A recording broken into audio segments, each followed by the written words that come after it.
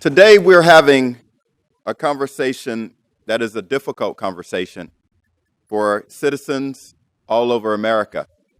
You know, it's not a new conversation. It's one that has been part of the American conversation for most of all of our lives. But it's one that we must have in America, and it's one that we must have in cities and counties and states and communities and neighborhoods all over America.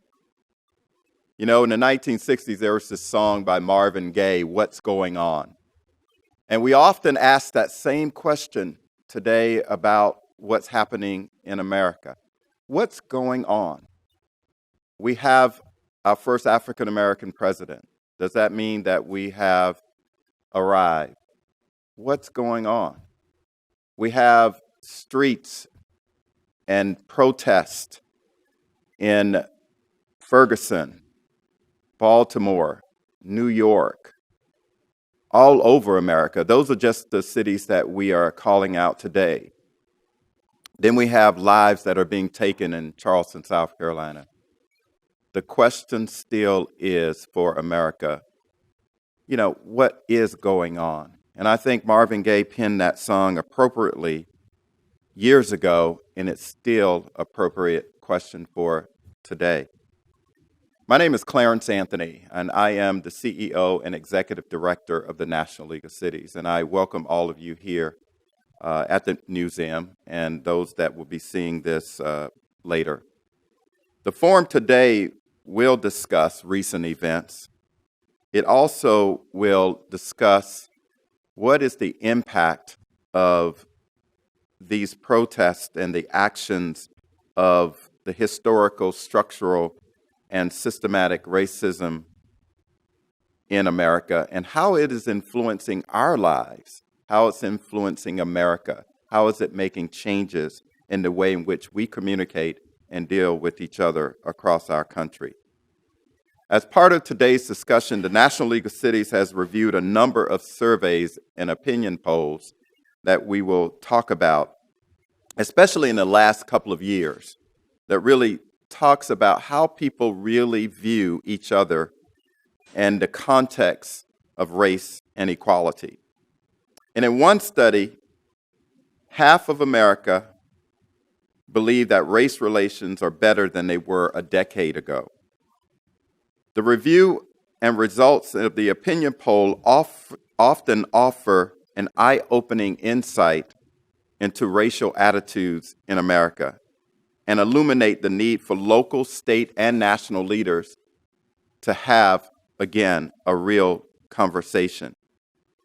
Many of the survey findings speak about a wide range of disagreements between races and among different ages of each race, about what racism really means to people and how do you get to the root cause of it.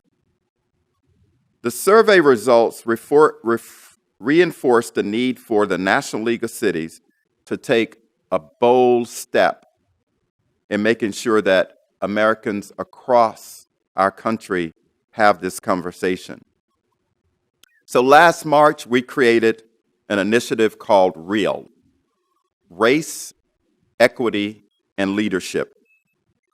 The initiative really is to give local leaders the tools, techniques, and solutions to help have a conversation and real outcomes, real comments, real input from citizens all over America.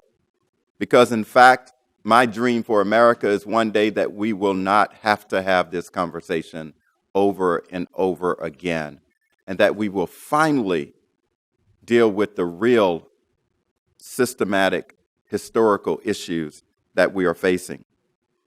So we know that the responsibility for the National League of Cities is that leadership part of R.E.A.L, because we're hoping that they're prepared, our elected leaders, the mayors, the council members, are prepared when these kind of issues come to their door, and they're able to facilitate a community much like Mayor Riley in Charleston, South Carolina did. He brought the nation together. He brought his community together. he brought the state of South Carolina together. So we're hoping that you will learn more about R.E.A.L and get engaged in this program that we have about solving the issue of race. Today's event is about undoing racism in America's cities, towns, and villages. It's part of an ongoing series and conversation, a talk series that the National League of Cities will be putting on.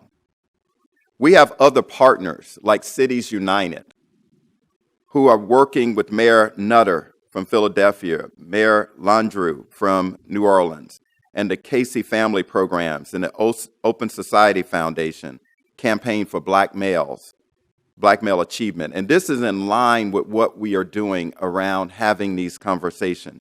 And they are great partners with us. Again, focusing on how do we bring the Black males into this conversation, because we recognize that violence in American cities amongst African American men and boys is at an alarming rate. 76 mayors have committed to working with Cities United. And the goal is to reduce violence by 50% by 2025. And we can do that. And we know that the NLC is a part of making sure that we address that issue.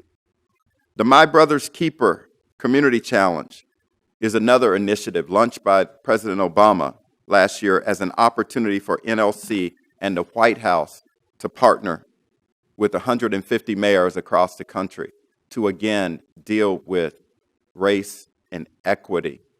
Because we know that you can have all the money in the world, but yet if you're not respected, or you may not have the dollars and you don't feel like you're a part of the community, we must deal with the equity portion as well. So today we have the background of the work of NLC for the last 15 years around this issue.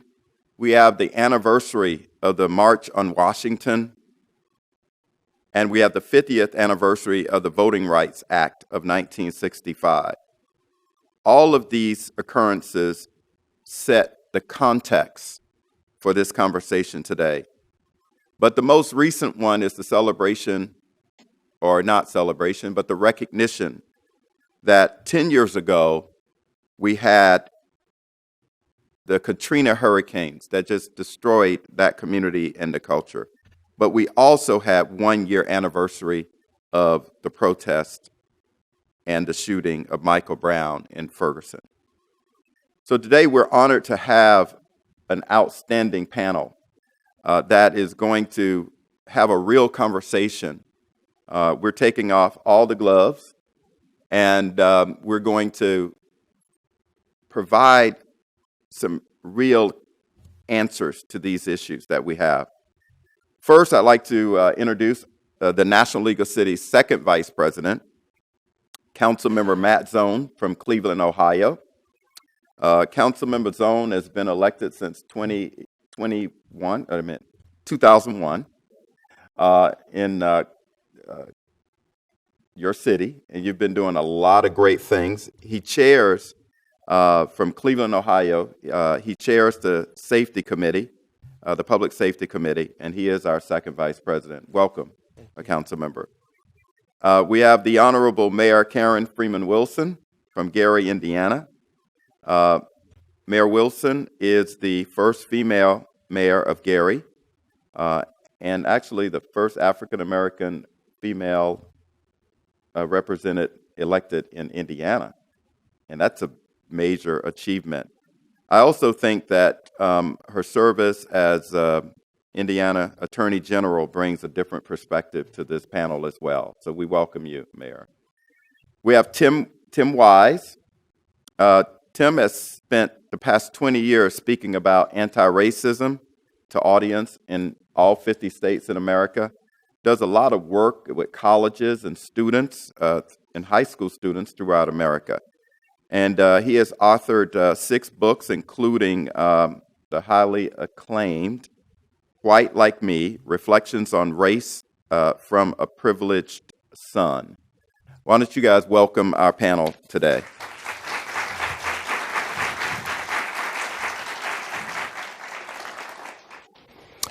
So, I get a chance to pretend I'm Oprah today and, engage you guys in a conversation, as I indicated, about race in America, about equality in America. Let me start. Tim, you have written a book about this subject from a different perspective. What are your thoughts, opening thoughts about where we are in America right now?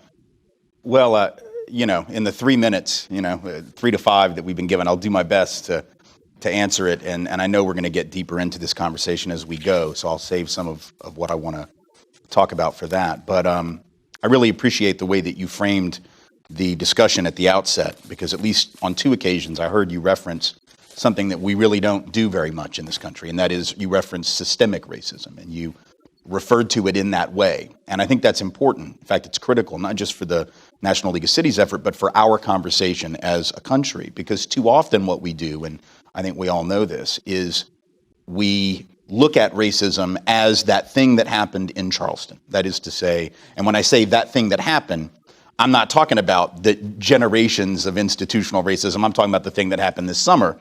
We look at that as racism. We say, well, Dylan Roof walks into a church and massacres 9 people, and the city comes together, and the state comes together, and the country grieves, and that's racism. And then we sort of wash our hands of it because we say, well, thankfully, that doesn't happen every week. That doesn't happen all the time. That's an anomaly.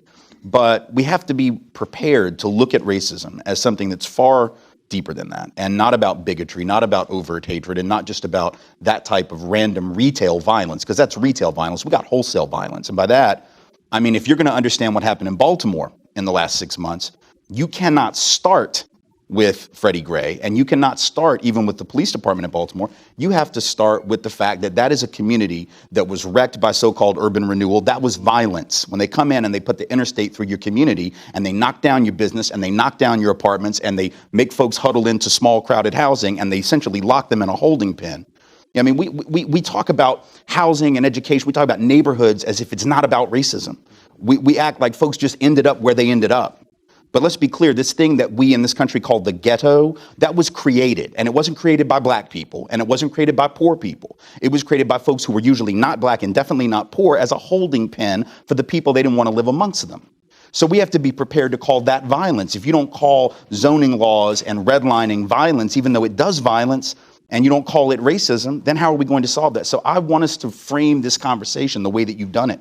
And I think that's where we are as a country. We're still stuck in this mode of describing racism as this interpersonal thing rather than understanding it structurally and institutionally. And I think until we get to that place where we can talk about not just that individual cop who does something wrong in the community, which we can see plenty of examples of that, but until we deal with the mentality that says that spatial isolation, segregation, residential isolation, black and brown kids going to schools 12 times more likely to be places of concentrated poverty. That's not an accident. People didn't choose that. And so I think that's where we need to go, is to frame the conversation in a way that reminds us that we're talking about systemic and structural violence. And we can't just talk about the sort of retail level stuff, as important as that is, and as horrific as a hate crime is. To be really honest, at the risk of being hyperbolic, aspects of this country's history have been an intergenerational hate crime against certain people. And that's just the truth. We don't like to use language like that. Sounds un-American, unpatriotic, whatever kind of terminology we use, but that's real. And unless we're prepared to do it that way and have that conversation that way, I'm afraid we'll keep spinning our wheels, coming back, having the same conversations over and over and over again. The reason that low-income black folks were the ones hit hardest in New Orleans was not an accident. And what was stunning to me about it, and I lived there for 10 years, the only people that were shocked by what happened, for the most part, were white folks. Black folks weren't shocked that they got uprooted. They weren't shocked that they got left behind and forgotten. That was the history of that community, right? Urban renewal did that. Interstate highway construction right through the Treme, the oldest free black neighborhood in this country, did that. And so it was just same thing, different day. A little bit more extreme, and the cameras were on, and they made movies about it. But it was the same stuff that had always been happening. So we have to go back to that systemic understanding, which is something I think the movement historically knew, but most of our leaders have sometimes forgotten. Wow. So we're going to have a real conversation today, aren't we? I think I'm ready.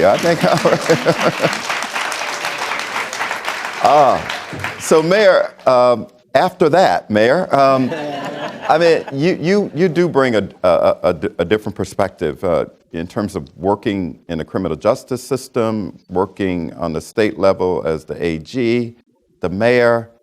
I mean, what are you seeing around America? You know what I see, and Tim is absolutely on point, and I certainly want to thank you, Clarence, and the entire team at the National League of Cities for initiating this real conversation. You referenced earlier that we're having the conversation again. I don't know that we've ever really had the conversation as a country, because it is so deeply rooted in institutional racism. And when you start talking about institutions, people say, wait a minute, you're talking about me because I'm at the top of that institution, whether your institution is government, whether your institution is an educational institution, whether it's financial, banking, Wall Street. And so when you start talking about those institutions, then people get a little nervous and they don't really want to have that conversation.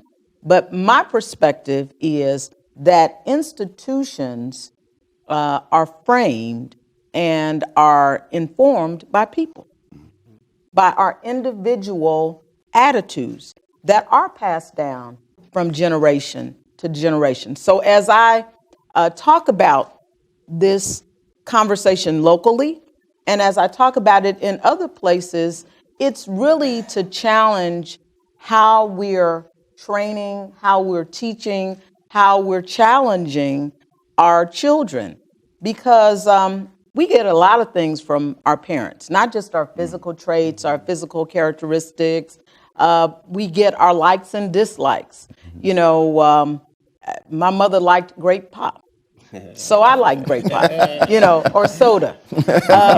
But, there are other things that parents pass on to their children. I got my love for public service from my mother as well. But there are other parents who are passing down hatred, and not necessarily just hatred, but a belief in inferiority, that certain races, certain genders, certain people are less than, inferior to who I am and who you are. And so you should always treat them in a certain way.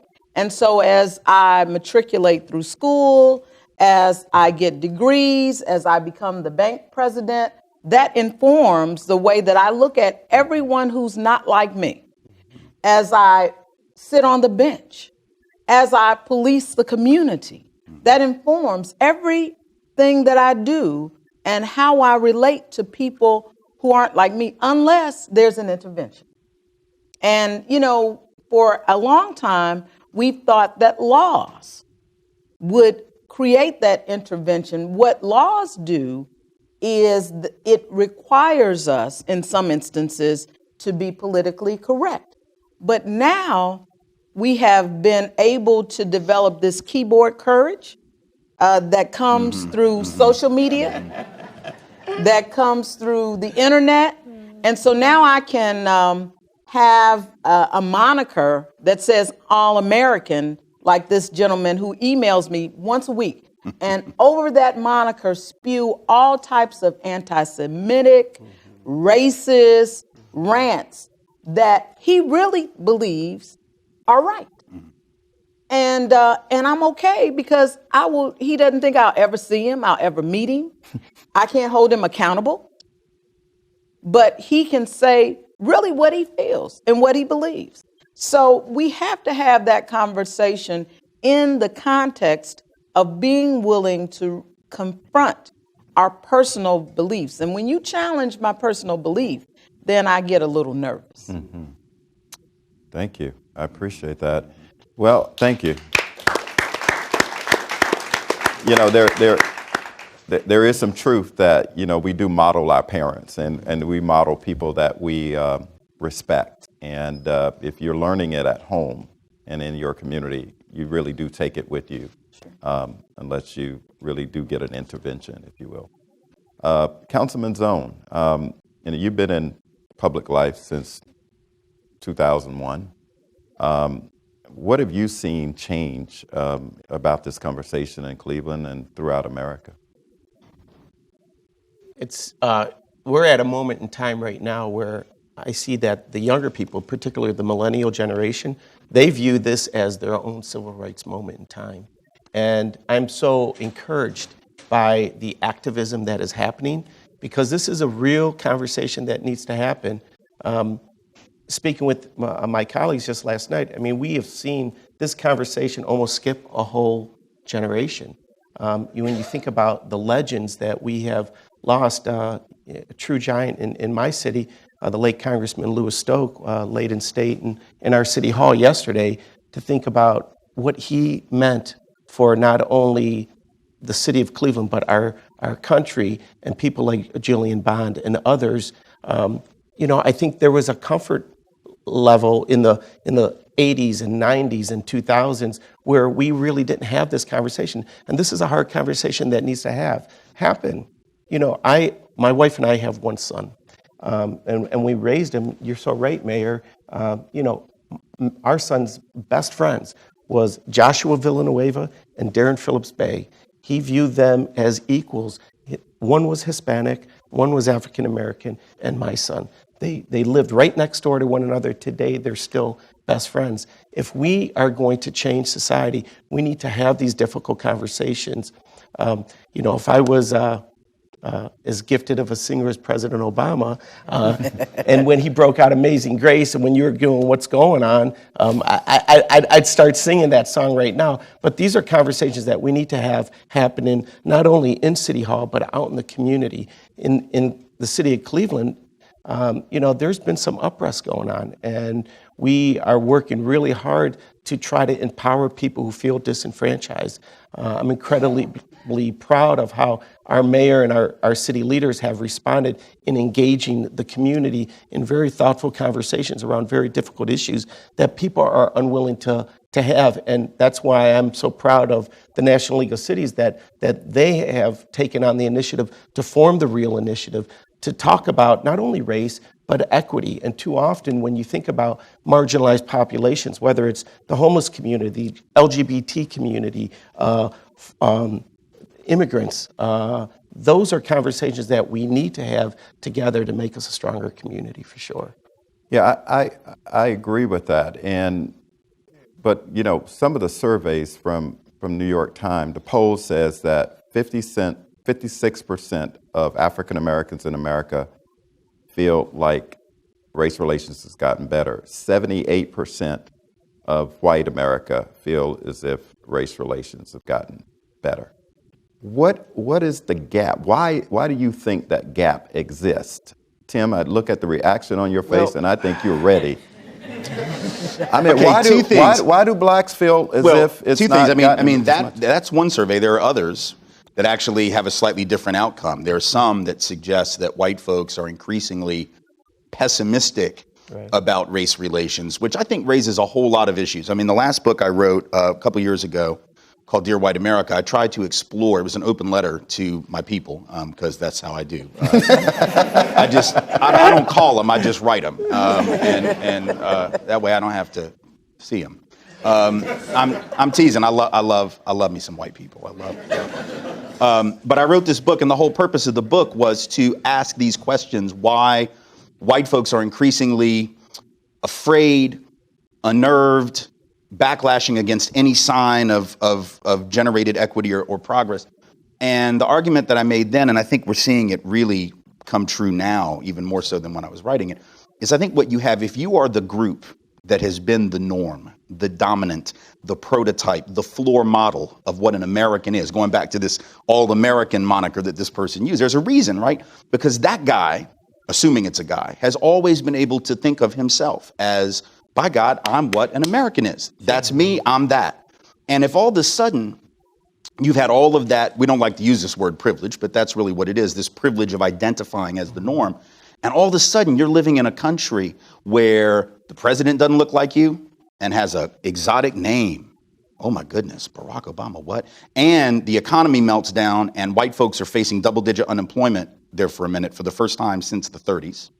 So that's new for most white folks. And the popular culture is increasingly multicultural and diverse. So now your kids have got posters on their wall that don't look like the posters that you had on your wall. So now you're having to share the culture. You don't get to define the norm of music and fashion and all of that. I mean, I remember the 70s, you know, you lived in a place like Nashville where I did, like the ethnic food aisle at the grocery was pasta, right? I mean, that was like that was the level of diversity and multiculturalism when it came to cuisine in Nashville. Now, I mean, on the coast, it was different. But that was like, and so now if you've gotten used to that, you've gotten used to there's, you know, a church there, a church there, a church there, and a Walgreens there. And now, oh my goodness, now you have a mosque, and now you have a Buddhist temple, and now you have you know, all of a sudden you're having to share, right? Having to share the mental space, the actual physical space with folks that you didn't ever think you would have to share the designation of an American with. So I think what we're seeing when we see white pessimism, right, or fear or anxiety manifested, which is what, I'm sorry, that's what the Tea Party is.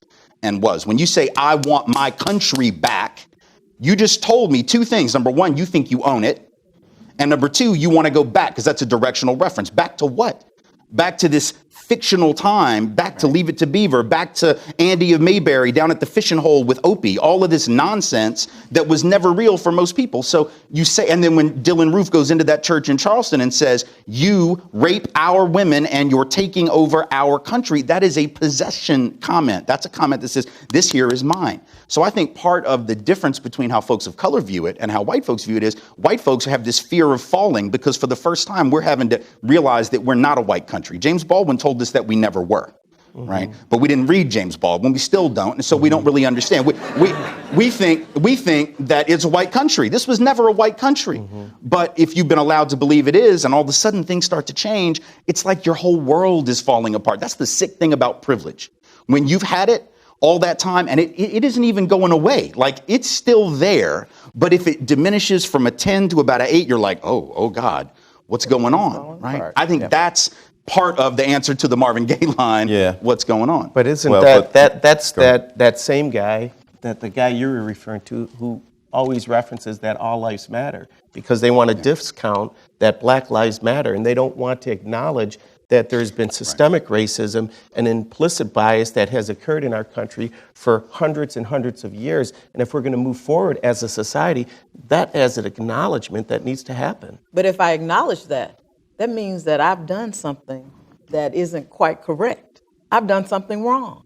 I have to change the way that I behave. I have to change the decisions I make. Right. And change is hard. Change is hard, but introspection is also difficult. Most definitely. Yeah. So Mayor, why do you think that gap in terms of the different view of race relations exists? And Councilman Zone, if you want to talk about that a little bit.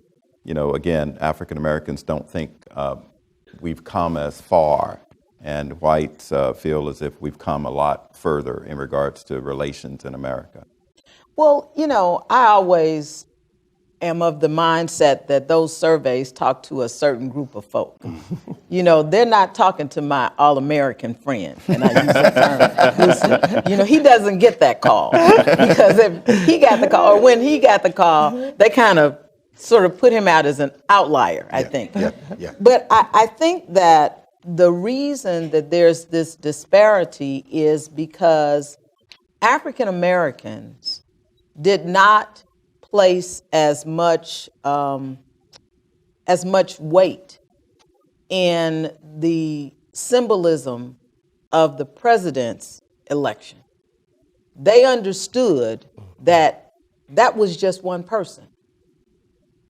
Even though there is a theory and there's certainly a statement that in order for him to get elected, there was a certain group that had to change how they thought about the presidency, how they regarded African Americans. But we also understood that until that became the norm, then you haven't made as much progress. Or until that became the opportunity, the possibility for any person with his background, with his credentials, with his experience, then, we haven't come as far as we thought. But the symbolism from the perspective of those who were not African Americans was that, okay, we've arrived, we've overcome. Because after all, we have an African American president.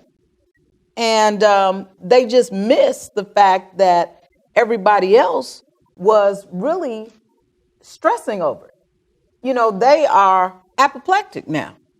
And as a result of the fact that that privilege, or their perspective that the privilege no longer exists, started to act on it, to act on that anxiety by, not just doing things like Dylan Roof, but doing things like some of the police action that we've seen, and acting in some of the neighborhoods that we've seen, making business decisions that have been adverse. And so that's why you see, I think, the disparity. Oftentimes, you will share life experiences about something that happened to you.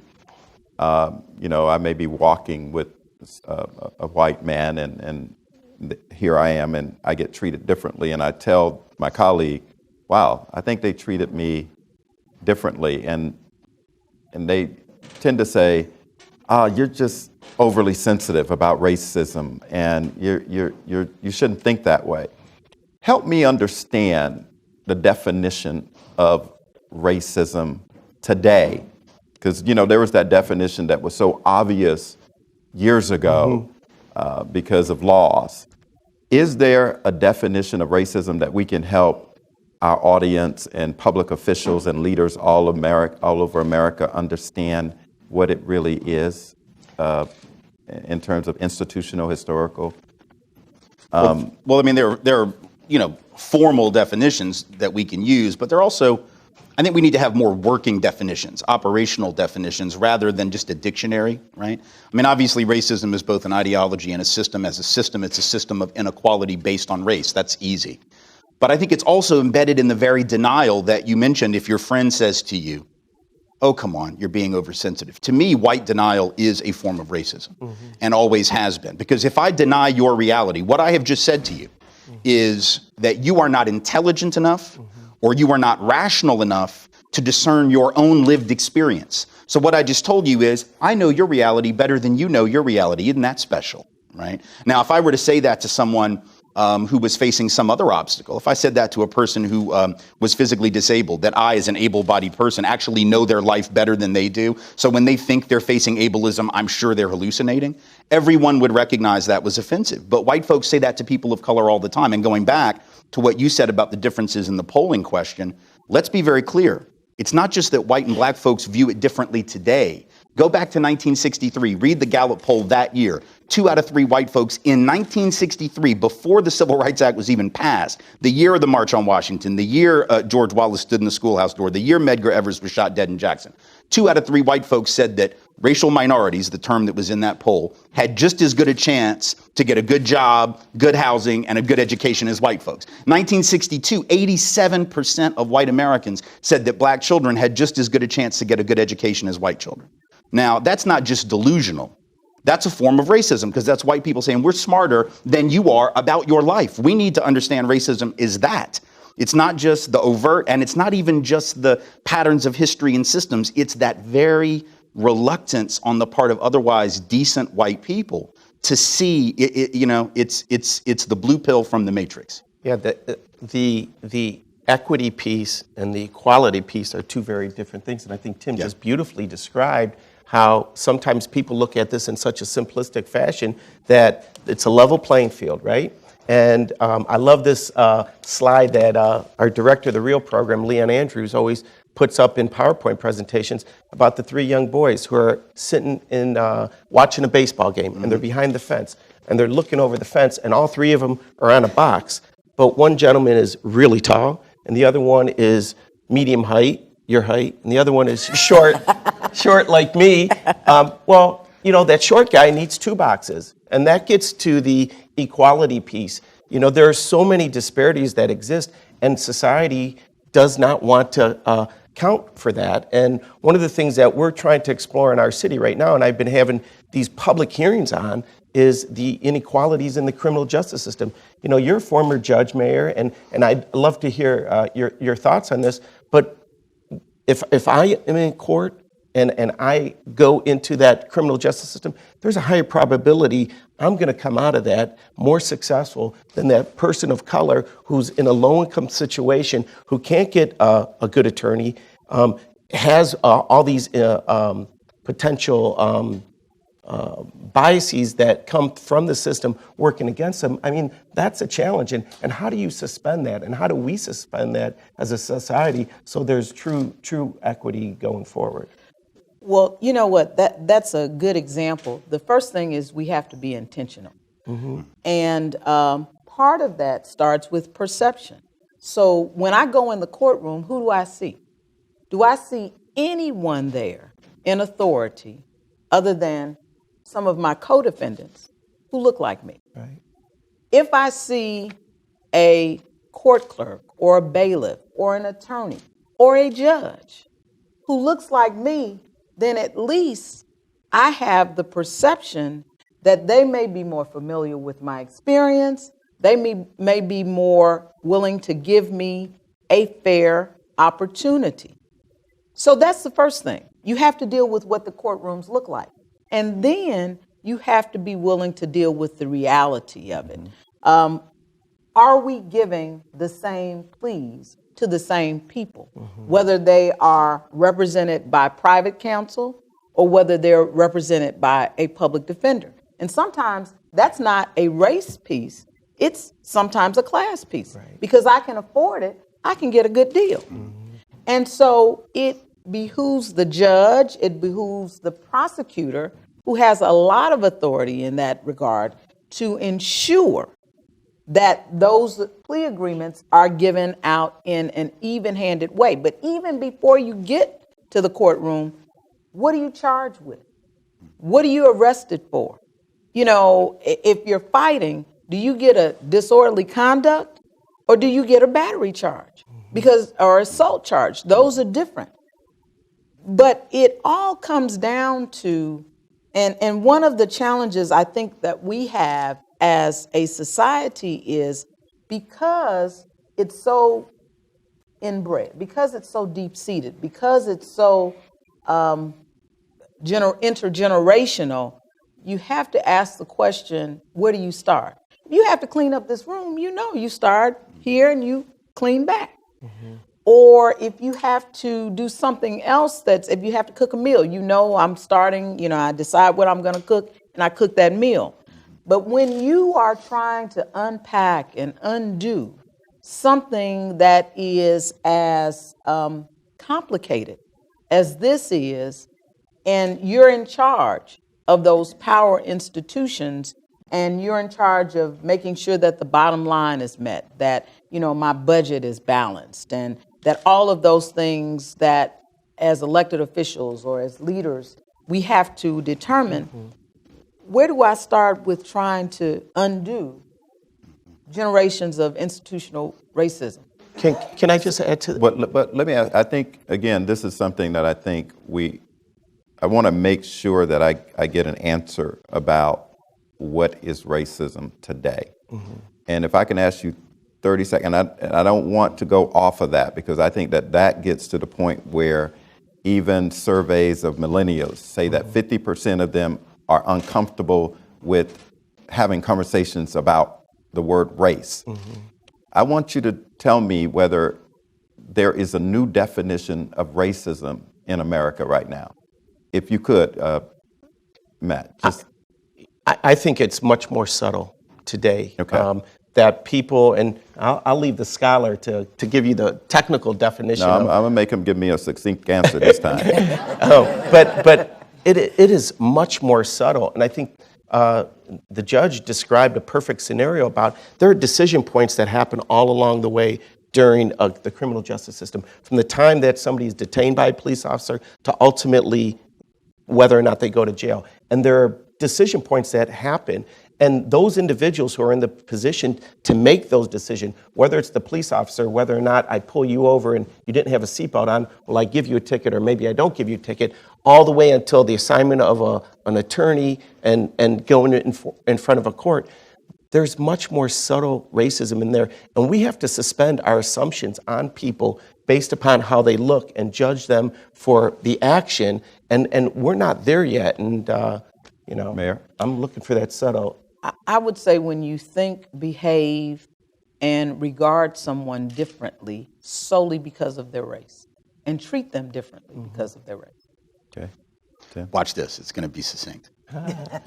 Racism is a system of inequality perpetuated by practices, policies, and procedures that treat folks institutionally differently on the basis of race. And I think if we define it that way and we understand it that way, which also gets into the personal and the attitudinal, but if we understand it just like any other ism, capitalism, socialism, communism, those are systems. Right.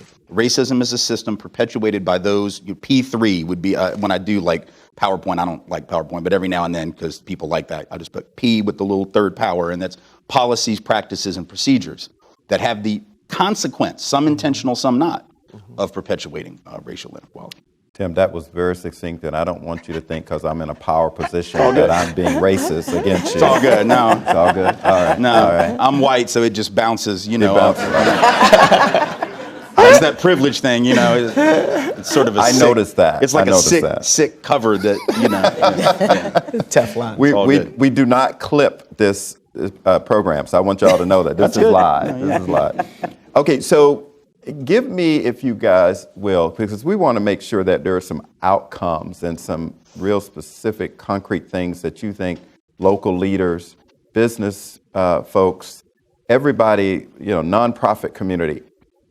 What are 3 concrete things in America, in our cities and towns and villages, that you would recommend we do to deal with the systematic structural racism that we have existing? What things, Councilman Zone, would you say the 3 things? You can do 4 if you like. No, I make a point to get into the schools. I love getting into the elementary schools and talking around issues that are difficult. So talking with our children, engaging our children in these types of conversations, looking at policies and practices in local governments. We have the ability to make sure that there is equity in contracts that are being distributed, how we're hiring. And so looking at policies, procedures, and practices, I think, are critical to move beyond this and have people get a better understanding of how difficult this issue is. Mayor? The first thing, as leaders, as those who are in charge of government, who are in charge of business, who are in charge of faith communities, we have to be willing to call it out when we see it. Right. You can't just say that it's something else or assume that it's something else. And I'm not saying that there should be a knee-jerk reaction every time, but we know it when we see it. And so often we'll say, well, I'm not going to really say anything about it because I don't want to be accused of playing the race card. I think so you have to be willing to acknowledge that it exists and to talk about it. The second thing is, as an example, and I'll use the city of Gary. Gary is 85% African American. However, we exist in suburbs that are in some instances 85% Caucasian. Why not call one of my fellow mayors or town council leaders together and say, you know what, we're going to have between our communities an honest conversation about race, to talk to and pull our constituents together in a format that's a town hall format, and let them talk about their feelings, their concepts, but ultimately to understand that as individuals, we really are more alike than we are different. We want our kids to be well educated. We want to make an honest day's work for an honest day's pay. We want to live safely. And I think because some of the bias, some of the ignorance is because we don't know each other. And so to have the opportunity to really get to know individuals, then the next time you have the opportunity to make a decision because you're part of an institution, you make a different decision. So that's another thing that we can do. I think it's important for us to engage in statistical analysis of our systems, of our procedures, of our policies, to find out whether there is an intended or even unintended consequence that is based on race. Is my arrest rate higher? You know, somebody approached us and said, well, they're giving tickets in Gary to more African Americans. I'm like, wait a minute. That's because the city is 80% African American. So that doesn't fly. But if there was a statistic that said 80% of the tickets that are being written to white people, then that's a problem. And that's something we have to look at. But there are statistics in our schools. Who's getting suspended? Who's getting expelled? There are statistics in our small businesses in terms of who's getting funded, who's getting considered for TIFs or other opportunities, if you will. Those are the things that we have to examine in our communities to determine why are these decisions being made, and more importantly, who's making these decisions, and how do you get them to change? That's a critical piece, the who's making decisions. So I'm just going to offer one quote unquote sort of solution or actionable thing, but it comes under a larger umbrella that speaks to that. Right now, the problem with systemic racial inequality within, let's say, the justice system, within policing, and the way we've seen it is that it isn't just about individual officers, it's about a culture within policing and a system within law enforcement that really encourages abuse and makes it hard for good, conscientious officers to do the right thing and to stop and to challenge their associates. So I think what we've got to do is begin to move towards really, to be honest with you, self-determination in these communities. That is to say that people in low-income communities, and not just low-income communities of color, white ones as well, of which there are many such communities around the country, I think should be empowered to decide who's going to police their streets.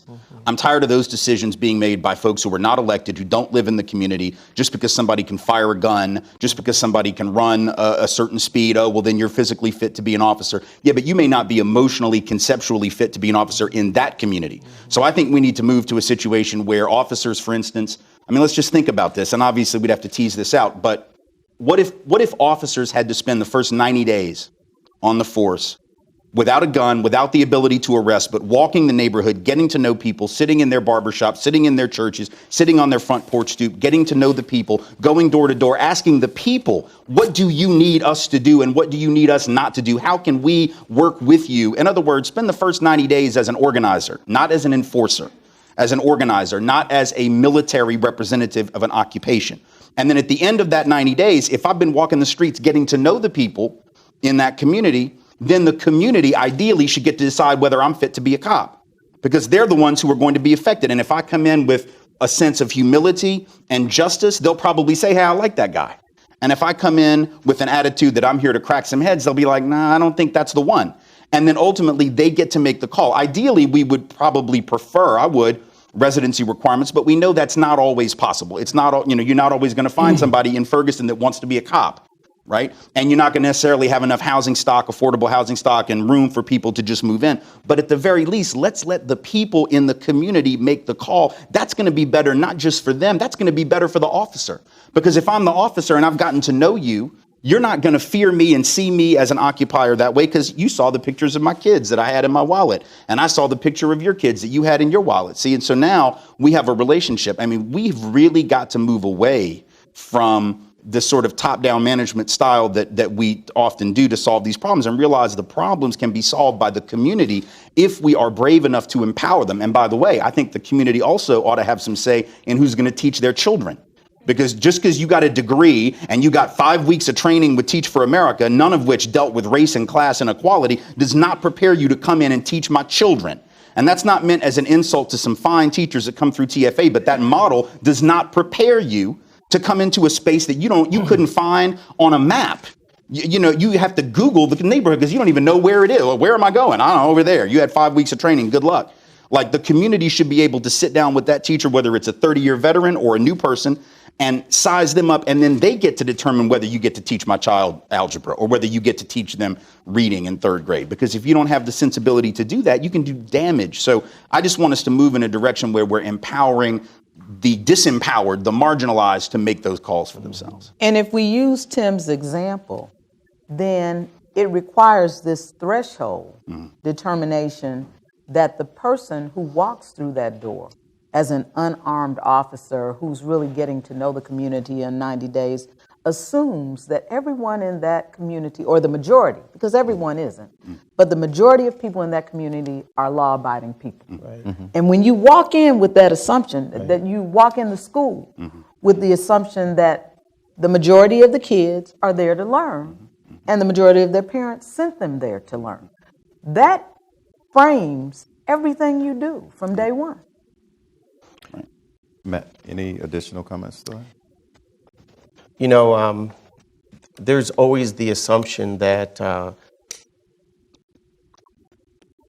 particularly if you were to work a scenario like that we are equals. You are judged by your action, by your gestures and what you're doing. I am encouraging our police department in Cleveland, and we've had our issues in Cleveland. That young boy, Tamir Rice, lived in my district, and it was very difficult to see a 12-year-old be lost at the hands of a police officer. We have overhauled our whole training, and within under 5 months, we were able to enter into this consent decree with the Department of Justice.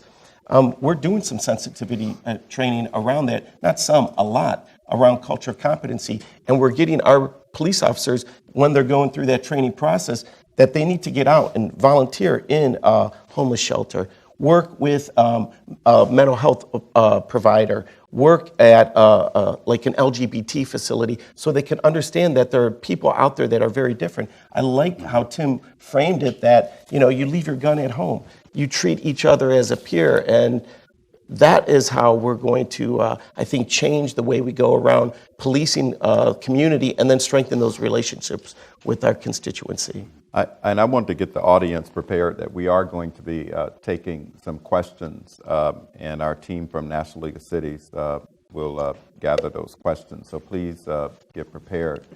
But one of the things I wanted to tee up for a question to you, we've had, and I talked about the Ferguson and the New York and the Baltimores. And the conversation is whether that is around race or is it around equity and the protest. What are your thoughts about that context, about that posing that question about whether or not it's about either or it may be about both? What are your thoughts about that, Mayor? I'd say all of the above. It's about both and. Because there is this sense that the members of the community in Ferguson, or some members of the community in Ferguson, largely members who were protesting, felt shut out of opportunities. And they felt shut out because of their race, but they also felt shut out because of their class. And that class was perpetuated because they had inadequate educations, inadequate training, inadequate opportunities that would allow them to participate. And it didn't just start when Michael Brown was killed. It started years before that. But it was that it came to a boiling point as a result of that. So I think it's both. I'd be interested. Well, it's certainly both. And I think the danger in not understanding that is, we're very quick sometimes to try to shift the conversation from race to class, and to say, well, it's not really about that. It's not that they're black, that this happened to them, it's that they were poor. Well, it certainly helped that they were poor in terms of the ability to brutalize a community the way that they did. But let's remember, the cops out in PG County have a history. And that is considered one of the more affluent black, quote unquote, suburbs in the United States. The Atlanta PD have a history in middle class and above communities. So it isn't just poor and working class folks.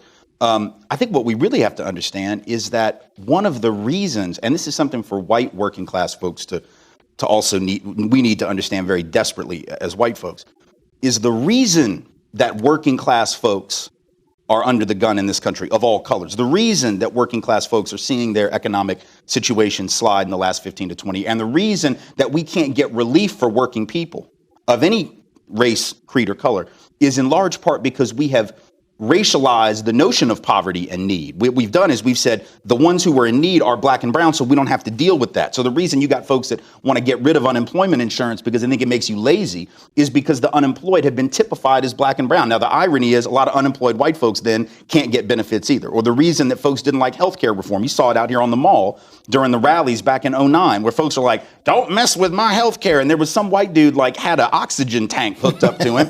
And he's like, I don't want government run healthcare. Well, dude, do you have any health care at all? Because you're about to die. Like, somebody put a mic in his face. They were like, you have insurance? No. Well, do you need some? Yeah, but I don't want the government. Well, you better if Martians offer you health insurance, you better take it. But what he had done and what white America has done is we have racialized need and want to such an extent that you can get hundreds of thousands of white folks to vote against their interests, to go out and have a rally against healthcare reform because they are convinced that the black man is going to give it all to black people or to brown folks or to quote unquote illegal immigrants is the term we should only put in quotes if say it at all, undocumented peoples.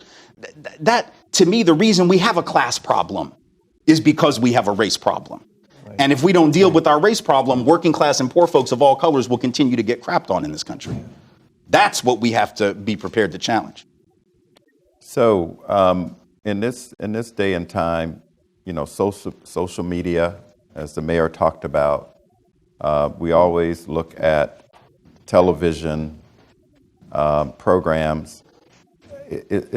Are those mediums still playing a role in personifying and promoting racial tension and racial views in America? I wouldn't necessarily say that it's promoting. I mean, it's an important form. There are certainly people there who abuse it, but we are an instant gratification society. We want it, and we want it yesterday. And that medium has been a powerful platform to mobilize people to respond. As people have gathered together to raise concerns around issues that matter, we have seen that Twitter and Facebook and all of the other social media outlets has had an opportunity to really galvanize communities and create a more cohesive area. I see in all across our country how people are now feel that they can communicate more quickly and get instant time information with one another around these issues that is helping to make new relationships that didn't happen before. I think it does that, but I think it also allows people to promote and perpetuate racist views. And I don't know it's as much social media. That's one of the ways, because people essentially can say what they want to say. But one of the areas that I was immediately concerned about when I read some of the comments in certain articles about our city and about certain people are the comment pages. Oh my God. In some of our media outlets, Right. where people can make comments anonymously. Yeah. Without fearing that the mask will be pulled off. And so they can say whatever they want to say, and they do. Yeah, I mean, I think that we're in a moment where we have to both appreciate the positive potential of new media, but also address the fact that it does provide this amplified platform for folks who used to have to sort of hide in the shadows. Not that that was healthier, because you never know what's going on. I sort of would rather know that you're out there in a way. Like, I'll have hate mail like this afternoon, and I'm not okay with it, but I'd rather, because I'm like, the one who's going to send you the death threat ain't the one who's going to do it. Like that's, I'd almost rather know that you're there spewing that evil, because then I can sort of figure out, how do I adjust my life to deal with that truth? How do I speak to that? And so I think, in a way, the new media has ripped off the blinders, allowed us to see some of this stuff that we know was always there. It's just like rape culture on college campuses. I don't believe that sexual assault's gotten worse than it was 20 years ago. I'm sure it was the exact same thing happening 20 and 30 years ago. We just didn't have the means to hear about it as readily. So I think it's good for us to see that underbelly. The problem is that it can be very discouraging, right? If we don't have a community that we can turn to, because if you read those comments enough, it'll wear you down. I mean, it has a health consequence to have to read through that stuff. So we need to be able to see it. We need to be able to pay attention to it. We also need to have a community to which we can turn to try to build ourselves back up when folks are trying to rip us down, because that stuff can take all the joy out of your life at some point, when you see the evil that is spewed, just constantly on media. Now, we are the National League of Cities, and we're hoping that our audience, not only of city officials, but elected officials and administrators all over America, will see this conversation. And I think, Mayor, you talked about the word leadership. What is the role of city officials in this conversation? Because we saw one community or two communities that we feel did not handle this when it came to their front door. And it will come to many city leaders' front door eventually, the issue of race relations in the community, police relations in the community. And then we've seen other political leaders communicate an inclusive language. But so what is the role of city officials, leaders, administrators, federal level, elected officials all over? What's their role in this issue of racism and race relations? I think our role first is to understand it and to take the time, just like you understand your budget, just like you understand your crime rate, just like you understand all of the other important statistics in your city. How does race impact your city, your county, your state? What impact does it have?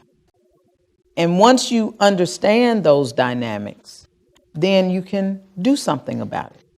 When you see disparities, when you see inequity, when you see those signs of institutional racism. And then you have to be committed.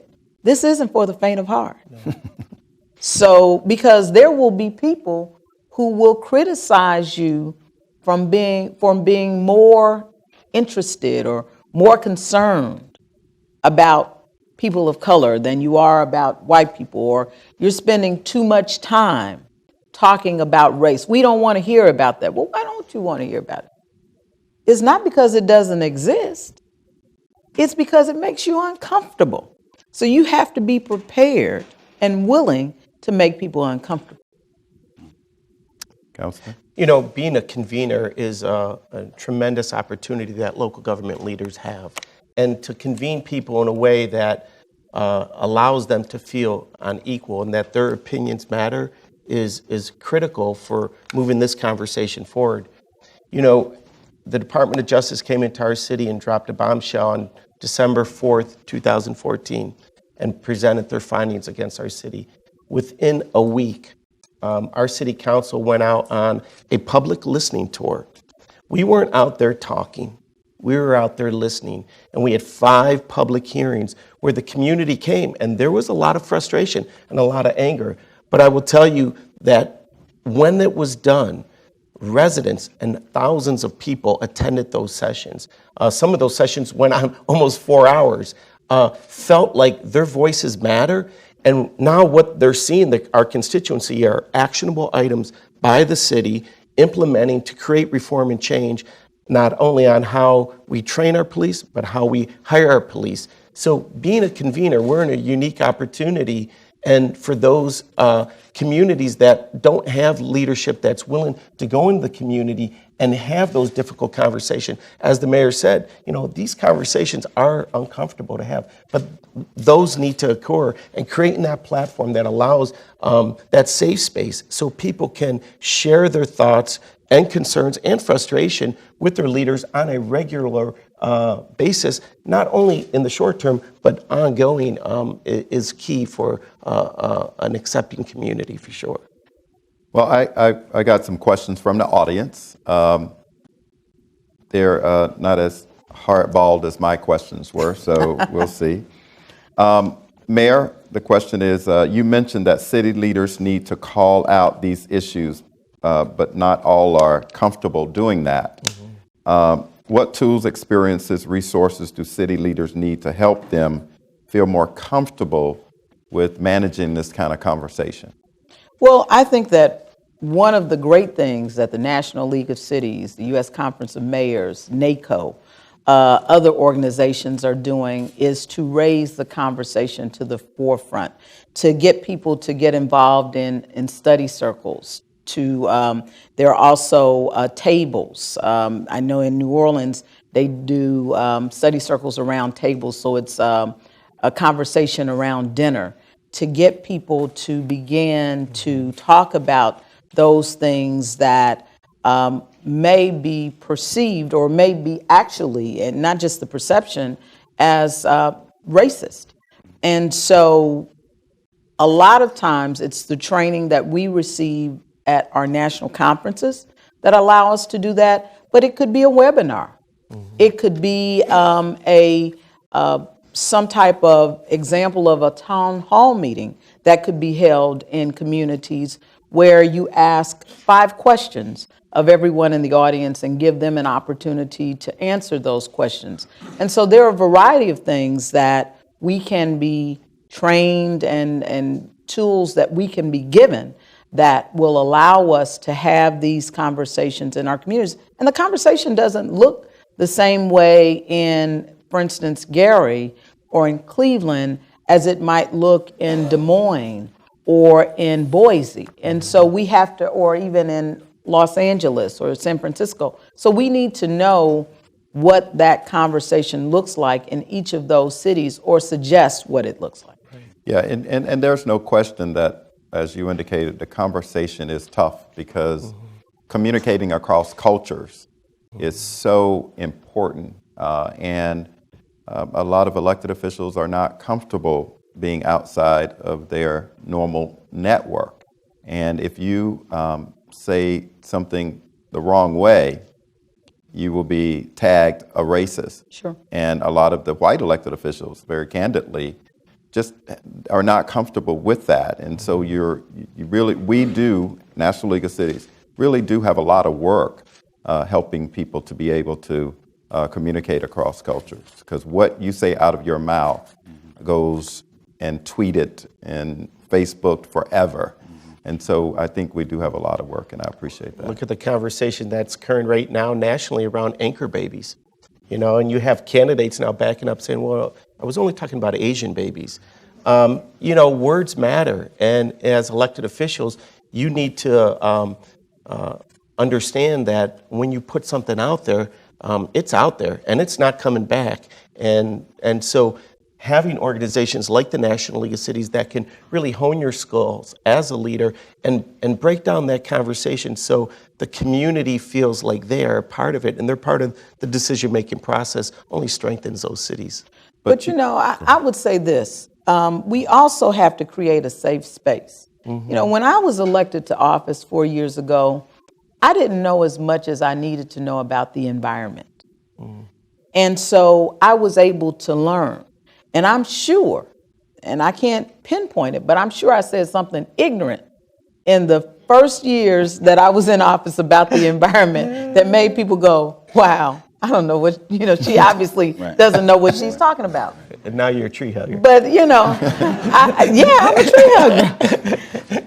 So if I can make that statement that shows that I'm not as knowledgeable about the environment, we have to create a safe space. And I think conferences create that safe space. I think training, webinars, seminars allow us to ask those questions, make those statements where somebody in a non-judgmental way says, you probably shouldn't phrase it that way, because somebody could take offense. And explain to them the offense that can be taken. They're in the room, so obviously this person wants to know. They want to be educated. So we have to be willing to educate them in a much less judgmental way. Tim, any additional comments about what the role of city leaders is in this? I mean, just to reinforce what everyone else said, it needs to be named. It needs to be said boldly what it is that we're confronting. We dance around race and racism because we're afraid that people are going to think that we're calling them racist. I think a leader that talks about racism as an institutional force can avoid that problem a little bit, because it's not personal, this is business at that point.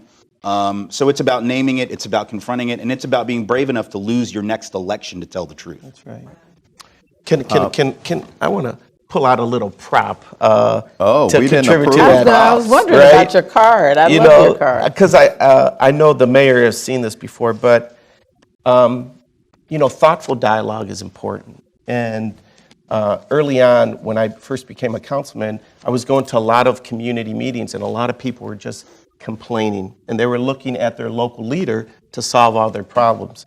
And so we formed this dialogue forum, and we, not me, this wasn't a top-down model, this was a bottom-up. The community came up with aspirationally, what are their values? So we created ground rules for dialogue, and all of the community leaders in the community I serve, they live by these standards, where we encourage everyone to put their views on the tables, including divergent and even extreme views, to what Tim recognized. Like mine, as he Exactly. Even that crazy thing down there. Listen, I didn't pick on you. The other white guy here on the panel picked on. Hear different points it's of a view. family feud. We're going to deal with it back there. And give them consideration.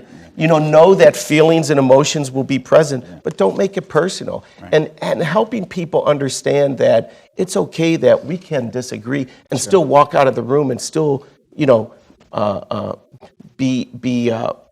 have relationships with one another is really important. Mr. Wise, that's exactly what they wrote here, Mr. Wise. That's never good. I know. Many thanks, sir. Would you please amplify the argument about Southern states' refusal to accept federal aid and the accompanying racial/racist implications that you see from... Are we talking about Medicaid? I mean, federal, okay. I just want to make sure, because, there's lots of federal aid that my people down south reject. So I think there's no doubt. I mean, you can look at the polling on this. You can look at both anecdotally and quantitative evidence that suggests that really the primary reason for the pushback, both around the ACA as a larger federal policy, but also the pushback on requiring or encouraging states to extend Medicaid, as so many have not done, and disproportionately Southern, is in fact has a lot to do with these issues that we've been talking about, of racial resentment, of the idea that we're taking from this group to give to this group, even though I believe the numbers are, something around 60%. I have this in a book that I just wrote, but I didn't memorize it. I think it's around 60% of all Medicaid and Medicare dollars are spent on white folks, 60, 65, maybe 70% of the actual money not being spent by people of color, but there's a perception, right? Mm-hmm. And the perception is they're going to take from me, the hardworking white guy, and they're going to give to them. And in fact, there's one study that was done a few years back which found that the number one thing, the most highly correlated factor with opposition to national health care, guaranteed national health care as a country, is the perception that if we had that, black folks would abuse the program. That's actually more highly correlated than political affiliation, self-stated or self-claimed ideology, level of education, age, part of the country that you're from. So I have no doubt that on a state-by-state level, the refusal to expand Medicaid also has a lot to do with this perception of taking from and giving to, and specifically giving to those who don't deserve, in their mind, health care. So it's not the only factor. There's also embedded classism. But again, like I said before, those two things are linked. So. Another question came from the audience. The dominant frame of the debate around racism tends to center on blame and defensiveness or denial. how do we shift to a frame of, the question is responsibility, being collectively responsible for a different and better future for America and for cities at that part? How do we change that frame from being defensive and denying to more of working to a better America? I think that's really what leadership is all about. That's what we're required to do in our respective arenas where we lead, to have a conversation that is really about creating opportunity for everyone and doing whatever is necessary, whether it's one box or two boxes or no boxes at all, to create a fair and equitable opportunity. And when you talk in those terms, when you say we're all trying to achieve many of the same things, then I think that you're more likely to change that conversation and make it this is something that's good for everyone. Any other additional thoughts on that? I would just say, if you own your piece of it, it's easier to ask other people to own theirs, right? Nobody wants to go first and say, I need to take responsibility if they don't see you doing it. So I think it's about stepping up and, I have a friend and colleague, now I believe she's retired, a former professor of social work, Jackie Wade, who has this brilliant way of saying it. She says, we all have a couple of nickels in the quarter, right? And this African-American woman who says, look, I got nickels in the quarter too. Now, some of y'all might have a dime or two, but, but we all have a piece of it, right? We're all responsible even for that stuff that we didn't do. You mentioned the environment. I don't think anyone in this room, and certainly none of us, has purposely gone out, I hope, and injected toxic waste into the groundwater or into the soil or belched it out of a smokestack in our house. But it got there, and now we're paying the price as a society for our pollution and for our misuse of the environment. So we have to take responsibility even for those things that we are not strictly speaking guilty of, right? There's a difference between guilt and responsibility. Guilt is what you feel for the stuff you did. Responsibility is what you take because of the kind of person that you are. And I think if we own our piece, other folks will own theirs. And so it's not about pointing fingers. It's about saying this thing called personal responsibility really does apply to everyone. We tend to use that phrase as a bludgeon against poor people and as a bludgeon against black and brown people, as in you need to take personal responsibility. We don't notice the irony. If I'm telling you to take personal responsibility, pointing at you, I just violated my own maxim, right? I need to be taking personal responsibility. And if I do it, if I model that, then you'll do it. So this question goes back to again, the role of local leaders. What does it mean to review policies, practices, and procedures? Specifically, what does that process look like? Can elected officials do that review themselves when they often create the racially inequitable policies to begin with? And, I recall the days when I was an elected official and sometimes developing initiatives or programs, there wasn't that lens that policy really was racially biased. Mm-hmm. And it could be from creating a small business program or creating a park, a pet park in a community, but yet kids didn't have a park in that part of the community. So how specifically can you create that lens so that when you are developing public policy, that it's not racially biased? What can we give as advice? I would encourage, every local government should have an Office of Equal Opportunity, where you look at all of your policies and your practices governing your city, looks through an equity lens, not an equality lens, but an equity lens. Though that our department has been extremely helpful in helping to reshape the way we do business as a municipal entity, working to make sure that there's true community benefits for the greater community.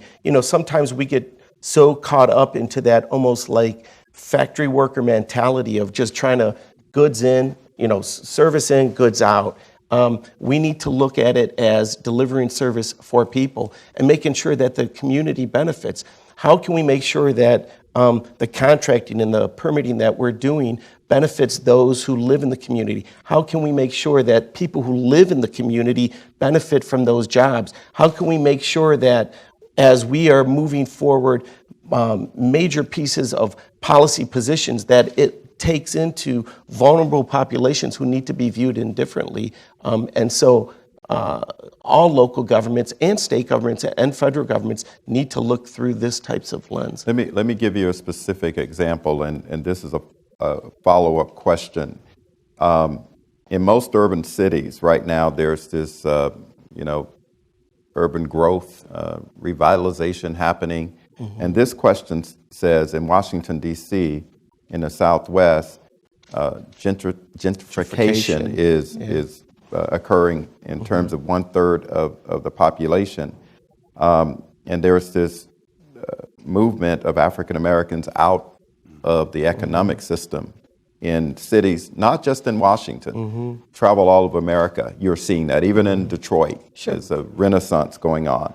How do we talk about race in that setting, and how do we avoid and prevent wholesale displacement through, again, policies that are developed for economic development? So I got two questions in one, but I wanted to make sure I covered it.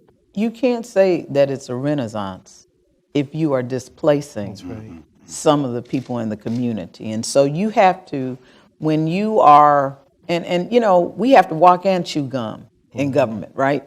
So we want to renew our cities, but we have to also be willing to ensure, to demand that everyone participates in that renewal. And I would say that there are prototypes of places where it's done right. So you can look at those places and even visit them and have dialogue with those officials there. There are also examples. So the consent decree that Matt talks about is public. So what prevents me from evaluating my department through that lens, even though I don't have a consent decree, and saying, I want to know if we meet these measures, if these measures apply to us, and if they don't, it shouldn't take the Justice Department coming into Gary for me to say, then these are the things that I need to do to correct that. The other opportunity that we have, I think, in our cities is to work with local universities. I think we're going to have policies and practices and procedures that essentially modify the way that gentrification operates. We all know, as you were saying, that it's not a renaissance if folks are being displaced. I think we've got to figure out a way to protect those folks who were in the neighborhood before it got hip, right? Before you decided to put your Pilates studio in your coffee shop and put down some yoga mats and call this the hip new neighborhood, and that means maybe that means that we protect residents who've been in the neighborhood for, let's say, a certain number of years, 20 years or more, 15 years or more. Maybe your property taxes are going to be evaluated at a different rate. Maybe we figure out a way to do the millage differently. Maybe we figure out for landlords who don't jack the rent up beyond, let's say, the natural rate of inflation, that they get a bit of a tax break to keep those prices down. Maybe we figure out different land use policy. I live in Nashville, and right now in Nashville, like a lot of cities, for every new apartment, there's a rule that you have to build 2 parking spots. Now, not only does that keep us dependent on automobiles, which is bad for public transportation, it also takes land out of development for actual people to live on. You can't live on a parking lot. You can't live in a parking garage. So if you're going to take land out for that purpose, now you're going to jack the price up. Now it becomes less affordable. So the only folks that can move in are the folks with the money. So there's a lot of good things that we could think about that would protect the folks who were already, nothing wrong with folks moving back to the city. That can be a good thing. But you need to be able to protect the folks who were there struggling and working on the issues and trying to make it a good place to live and support their families before other people, quote unquote, discovered it, right? And if we do that, then we can have a sustainable kind of growth and a sustainable kind of development rather than what we have in a lot of places now. The most vibrant cities in the world are mixed income communities. And people who, and governments who design cities to interact smartly like that will allow long-term success. You look at when you build, massive high-end housing, and there's no integration in there, almost like a gated community. That's not welcoming. Or the huge public housing projects that Chicago did back after World War II. The problems that led to today. When you can design housing and integrate communities that encourage this diversity of people in all income levels, are truly the sustainable models for cities moving forward in the 21st century. I think a follow-up question that came from the audience is related to the whole word of capitalism. And does capitalism automatically means racism and racist approaches and attitudes and policies and procedures? Tim, you want to take that? Sure. I mean, I don't think that anything inherently does anything, but I think that a system of private economic production, the likes of which we have, particularly under modern capitalism, is almost tailor-made for divisions like those that we see racially. I have a hard time envisioning the way that capitalism can be sustained, certainly in its current model, without perpetuating racial division. Having said that, let me go back to what I said before. I think that until we deal with this problem of racism and racial division, it will be very hard to move to a different kind of economic model, precisely because white working folks have been convinced that their solidarity is not with black and brown working folks, but with Donald Trump. They've decided that their solidarity is with, right-wing reactionary business folks who are blaming brown people. I mean, the whole history of America is the history of rich white people telling poor white people that their enemy are poor brown people. Mm-hmm. And so in a sense, if we want to move beyond capitalism in its current manifestation, we're going to have this conversation about race so as to get the folks together who are natural allies to push for something different. So, is it possible to have a reformed type of capitalism? I don't know. I'm not a big proponent of that. I'm not a big fan of this economic system. But I do know that if we're going to move through it and get to something more healthy for all of us, then we're going to have to deal with this race piece, because that's what's keeping us divided and keeping us from even dreaming of other types of ways of doing things. You know what I mean? A suburb of this city right here, Gaithersburg. When you think of the gentrification that's occurring in Washington, D.C., Gaithersburg has a set-aside that requires 30% of all new housing must be set aside for affordable housing. That's something that's practical. That's something that city leaders can do to ensure you're going to still, that those capitalists, they can come in, those private developers, and develop it. But your zoning, your land use, your permitting, the cities need to really stick up and make sure that there's true integration in those developments. I want to make sure that, again, as we started today, that we leave some real specific things that this audience, our leaders, business community, philanthropic community can do. I've had such a good time with this conversation that I've not taken really good notes. So I hope Leon Andrews, our director of our R.E.A.L program, has done so. Leon, would you come up and from your perspective, I hope that you have taken copious notes. What are the specific things that you've seen or heard today that you think we can leave with our viewing audience and as well as those that are here today? Sure. Well, this was I think a provocative discussion from our panel, and I think a difficult conversation to have, because at the root of it, it's both an emotional conversation, but it also is embedded in really practical, important, actionable things in the context of what local elected officials can do. And for me, I think there are three areas that resonated consistently in the conversation. And I think for me, as we're reflecting on the conversation, I think it's important to continue to ask ourselves, what can local elected officials do in this space to actionably look at critical issues in their power of leadership? So the conversation of racism was really critical, right? As we're talking about racism, institutional, structural racism, and looking particularly from a local elected official, how do they understand it? How are they willing to directly and authentically address historical and systemic racial barriers? So as we're having that conversation, hearing in the context of housing, or whether we're talking about housing, or we talked about police relations, or we even talked about education, right, and how it shows up in educational systems. So from a local leadership perspective, how do we prepare them? How are they equipped? How do we, for them to be able to understand the issue, acknowledge it, which was another key term that was said on this panel, and then directly be willing to authentically talk about historical, systemic, and structural racism. The second was the space, what we talked about, safe space, an important safe space.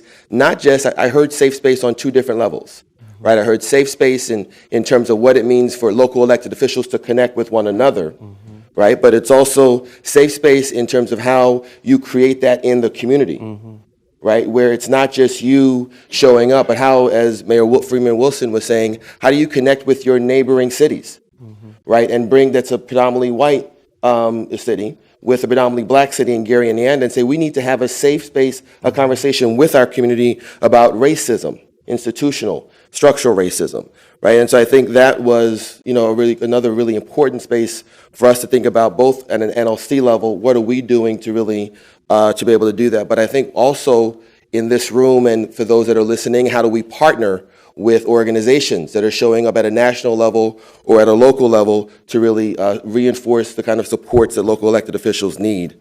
And then the third, I think, was probably the hardest, is how do, and we felt we maybe just scratched the surface, which is, as you understand it, as you are acknowledging it, as you being authentic about talking about historic and systemic racism, and as you're talking about a safe space to have the conversation, what's the action, right? So what is it, what collectively are you doing with the community to take action, right? And I think that's probably the hardest space. We wrestle with that as NLC is launching into this new space to understand what does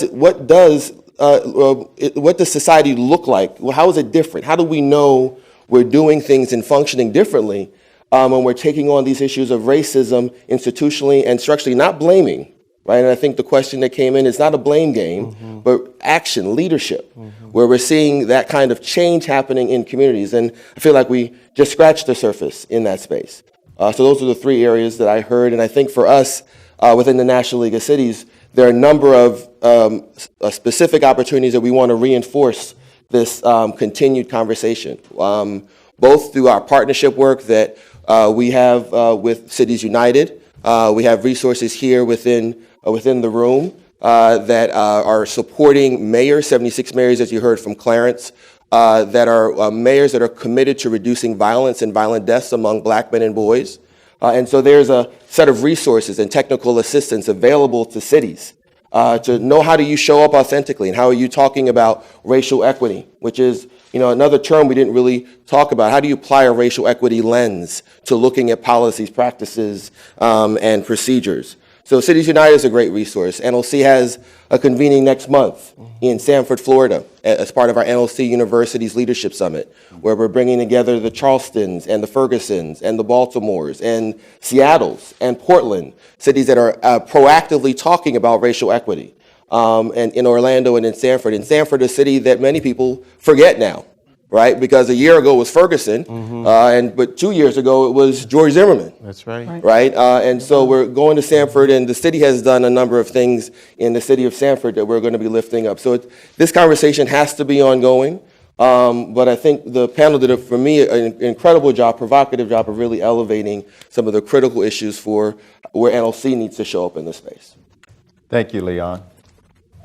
He made us sound so good, didn't he? He did. That's why he's the director of R.E.A.L. That's right. He's the director of R.E.A.L.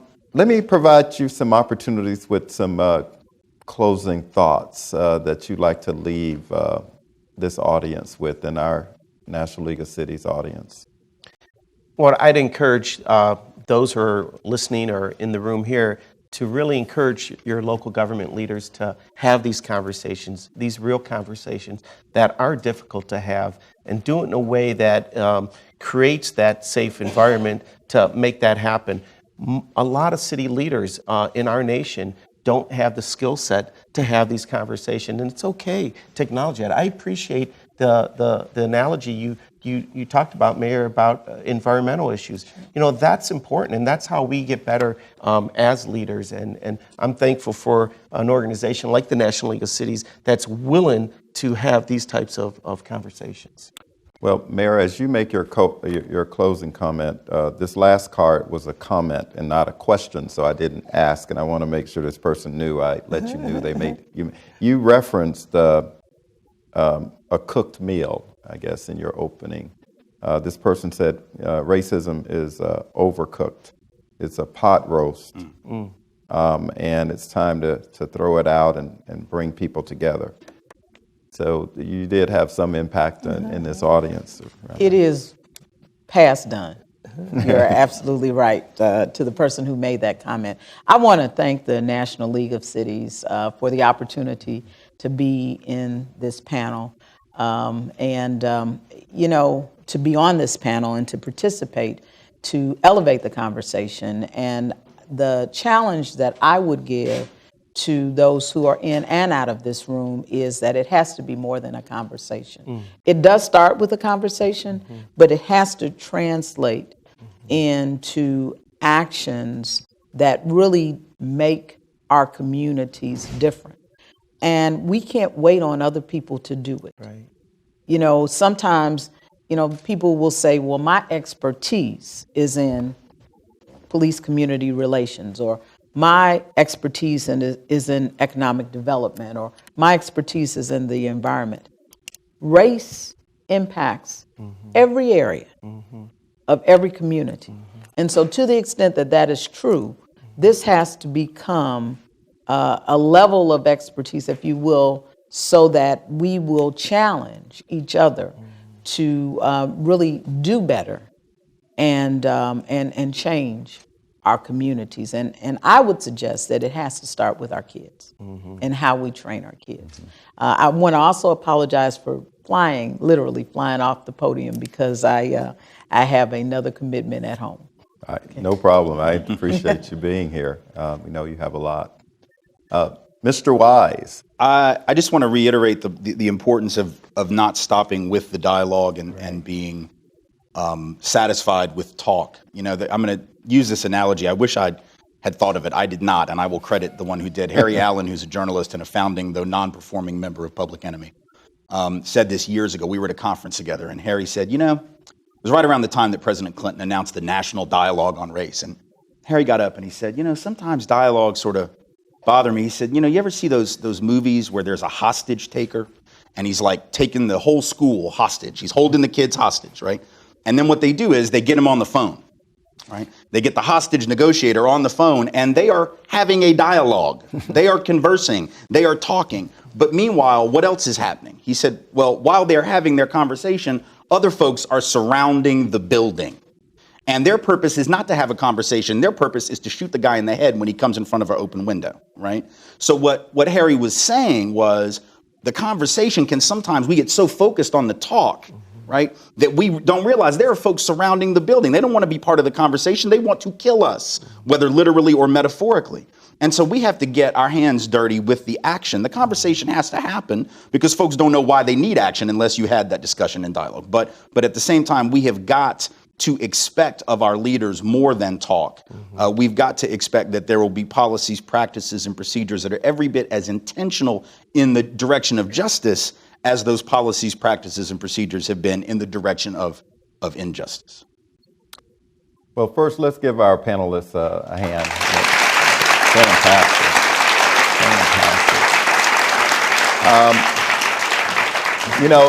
Today is the beginning of the Real Talk series. And the National League of Cities is committed to taking bold steps, not just little baby steps, around this issue of race.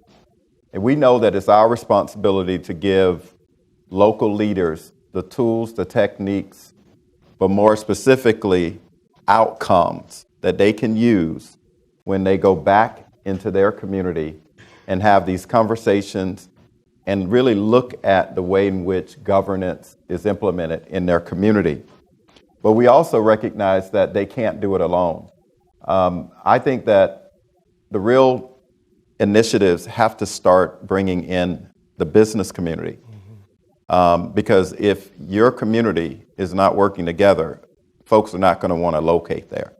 Must bring in the church community, the philanthropic community into this conversation. If you can get everybody on the same page talking about this issue, but yet also implementing some of the outcomes, I think that we won't continue to have this same conversation. And for NLC, this is not new. 15 years ago, Mayor Bob Knight out of Wichita, Kansas, led a discussion around undoing racism in America. And in kicking off this R.E.A.L initiative, we basically went in the closet, dust off that report, and saw that nothing had changed. Wow. So my challenge to us in this audience, as well as those that will see this later, 15 years from now, we can't be sitting here having the same conversation. And it's not just the responsibility of the National League of Cities, it's everybody's responsibility that is in this room. And there is a story about President Lyndon Baines Johnson that refers to the fact that when he got elected, or after the assassination of President Kennedy, he said to his staff, "I never expected to be here as President of the United States. But since I am, I'm going to do something with it." We got local leaders never expected to be mayors and council members. Many of you in this audience never expected to be here today around this conversation. The question is, what are you going to do with it? What are we going to do as leaders? Well, the National League of Cities is committed to doing something with this opportunity to bring and convene people and to have real outcomes. And I'm so pleased that the panelists you're here today to give us some tools and to start this conversation. But this is a journey. Don't expect that you're going to see change tomorrow, but we know that you will see change in our cities. Our conference is being held in Nashville, Tennessee. Mr. Wise, He's hosting, hometown, apparently. he's hosting it, obviously. We'll make sure that he challenges our membership like he's challenged all of us here today. But we're going to ask mayors, council members, and city leaders to make a pledge that they're going to go back to their communities in terms of focusing on undoing racism and creating safe communities and a safe space for all leaders. And again, this is no one person's responsibility. It is not just the National League of Cities' responsibilities, everybody in America's responsibility to make sure that the place you grow up in, that you're able to raise your kids, have a safe home, and actually call that place home. Because we got people in America that live in cities that really don't think that that's their home. And so we're committed to that, and we're hoping that you will as well. Thank you all again, and thank you all so much for this opportunity to have this conversation.